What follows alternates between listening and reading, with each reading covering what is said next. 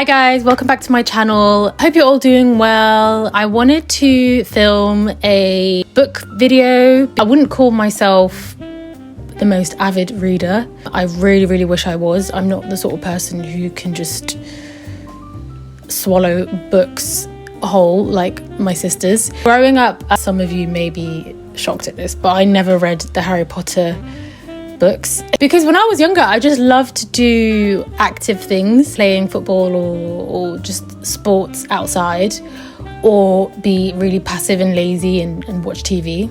So it was one of the two, and I think reading for me has always been something quite active for your brain, and it's something that I have to concentrate on. And I would only be able to read a book for maybe about an hour and then kind of get a bit restless and want to do something else. That is something that as I've grown older I've gotten better with, but I'm still not someone who can read a book for like an entire day and not really do anything else. I wanted to talk about some of my favourite reads. Some of these books I have read over the past year or so, or over the past couple of years. I have quite a few favourite books, but I didn't want this video to be too long, otherwise I could be going on for about an hour. But these are just some of the ones that I saw on my bookshelf and wanted to mention. First up, A Little Life by a writer called Hanya Yanagihara. I think she's based in New York. I was an absolute emotional wreck after reading this book. I actually bought this book back in 2021. I think I'd read like the first chapter and was already feeling quite emotionally distressed from it, so I abandoned it, which is terrible. Like, no, I mean, I just like paused it for a bit and just wanted to read something a bit more cheerful. This book is quite a hefty book. It's quite big, and it's not for the faint-hearted at all. I picked up the book again because last year it was actually adapted into an English language play. I think they'd already done like a Dutch version of it, but this was the first time they were going to be doing an English language one. The play was going to be on at the West End in London. As soon as they announced it, I was like, oh my god. And they announced the cast. It had James Norton as the lead and Luke Thompson as second lead. Currently my actor crush. He's so dreamy. I desperately wanted to get tickets, so eventually I got a ticket for July. So the countdown was on to finish this book. Very disappointingly, I didn't manage to finish it. The play did actually spoil it for me, but I honestly didn't mind because it was done so well on stage. I'd seen the play and then I finished the book. Reading the ending definitely had more of an impact on me than seeing it on stage did. But yeah, this book is basically about 4 best friends that live in New York. Jude, Willem, Malcolm, and JD. When the story starts, they're all in their early 30s, starting out with their adult life. You kind of just think this is going to be like a cheery sort of slice of life kind of story, and you quickly start to realise that there's something a bit darker and a bit more serious happening with the main character, who is Jude, and it delves into his past, and the different chapters kind of explore the different points of view of the different characters, but it's mainly from the point of view of Jude. But yeah, I don't want to spoil it. All I can say is that it's an incredibly written book, and Hanya deserves the hype around her because she's such a great writer. Definitely one of my favourite books, and I'm definitely going to revisit this when I'm a bit older because I want to see how I react to it based on a different perspective. So yeah, that's A Little Life. So the next book on my list is embarrassingly, I don't actually own the physical copy which I 100% should, and I've been meaning to buy it over the past few years. Call Me By Your Name by Andre Aciman. I'm sure most of you will have heard or come across the film starring the one and only Timothée Chalamet, yes. And I can't remember when the book came out. I think it was some years before the film, but it was adapted by Luca Guadagnino. The book and the film are their own entities. They're like completely different. It's the same IP, but different pieces of work, and I love the way that Luca adapted it. If I had to pick a favourite, it would be the book, even though I love both of them, but the book is just so beautifully written. I think Andre Aciman is just so good at really writing in such a sensual and intimate way. to the extent that you kind of feel like you're invading someone's private thoughts. But that is just, yeah, that's his incredible talent. For those of you that don't know the story, Call Me By Your Name is a love story between a younger guy called Elio, who's about 17 years old. And him and his family, they're living in Italy, and Elio's father is an academic lecturer, and every summer he invites one of his students to come and stay with him and his family in Italy, in northern Italy, a town called Crema. And this year, a guy called Oliver comes over. He's very typically American. And when Elio meets him, he's kind of put off in a way at Oliver's like Americanness, but he's also very intrigued by him and kind of attracted to him from the get-go. And Oliver is slightly older than him. He's about 24. Not that that age gap is really addressed in this book or whatever. I think this is sort of like a coming of age story, because Elio is at that age where he's like exploring his sexuality. In a way, is also feeling kind of ashamed that he is having these sorts of thoughts and feelings about another man. This book is set in the 70s, so there was a lot of homophobia around and stigma about homosexuality.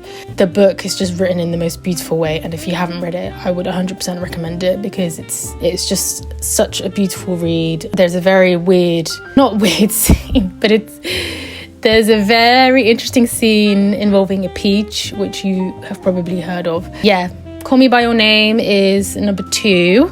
Okay, so next up we have the sequel to Call Me By Your Name. Yes, I'm very boring. And it's called Find Me. And this book came out at the end of 2019. Trust me when I say I was so excited. Like, I even got a signed copy of it. Can't remember where I bought this. It might have been from Waterstones. But yeah, how good is that?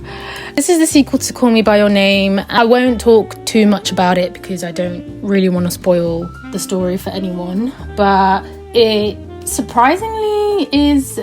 Okay, I'll just spoil it anyway. It explores more about Elio's father, which really surprised me, because I know he has that important monologue in the first book and the first film. I honestly thought the sequel was going to continue with Elio and Oliver's love story. But yeah, it was quite refreshing to read. Yeah, for those of you that are wondering whether it goes back to Elio and Oliver's story, it does. So that's good. The same incredible writing by Andre Aciman. His words just have so much feeling and so much emotional depth to them that that's what makes his book so great. So number 3 was Find Me. The next book is this has been on my shelf for years, but I just remember I really enjoyed reading it. The Catcher in the Rye by J.D. Salinger, I think is how you pronounce his name. I think I read this book about 10 years ago. It's just the thing with books is that I'm very bad at finishing them quickly. I'm such a slow reader. It's not even that I'm a slow reader. I pick things up and then I kind of just put them down for a bit and start reading another one, and then do the same with that book and then start reading another one. At the moment, maybe you've seen in my previous videos that I'm reading a book called Demon Copperhead. And the protagonist in that book really reminds me of the one in this one. And this book is it's a super famous American book. The protagonist is called Holden Caulfield, and he's this, I think if I remember correctly, he's like this high school student who is quite disillusioned about life, and it kind of just follows I think he lives in New York, if I'm right. It's can't believe I forgot what this book was about. I've not read it in a very long time, but I just remember that this book resonated with me a bit. Holden Caulfield is for me, he is a likeable character, and I love to kind of delve into the minds of the main characters. It did make me laugh a lot, so this is quite a hilarious book. But so The Catcher in the Rye is number 4. Number 5 is a book that I read a few years ago, and it's this sort of like compilation style book where each chapter is written by a different UK celebrity or author or some sort of like well-known icon, and it is called The Good Immigrant. I really loved reading this book. I really resonated with it because it was just cool to know that all of these people that are either like in the public eye or just, I think most of them are in the public eye, they're all of Black, Asian and ethnic minorities, and it just talks about their experience of living in Britain as second generation immigrants. I found it very relatable, and some of the stories were quite funny. And some of the people that have written in this include Hollywood actor Riz Ahmed, Himesh Patel as well, Nish Kumar, I think Nish Kumar is a comedian, Coco Khan, I think her name's pronounced Chimene Solomon, and Rennie Edo-Lodge. She's a famous UK writer. You might know her for her book that she'd written that kind of went viral a few years ago when George Floyd was killed and everyone was talking about racism and the Black Lives Matter movement. Her famous book is called Why I No Longer Talk to White People About Race, and that as well is a really important read. That book needs to be talked about a bit more. So yeah, that is The Good Immigrant. I love this, and I do think I'm gonna reread it at some point. Last but not least, for this part 1 of my favourite reads, is James Baldwin's The Fire Next Time. For those of you who don't know James Baldwin, he was a famous writer, African-American writer in the US, and he wrote both fiction and non-fiction, and a lot of his fictional books have been adapted into films, like If Beale Street Could Talk, which was directed by Barry Jenkins, and his other famous book is called Giovanni's Room, which I read at the beginning of this year and kind of had mixed feelings about it. James Baldwin was such a gifted writer. He had such passion and fire in him. I guess one of the most treasured African-American authors ever.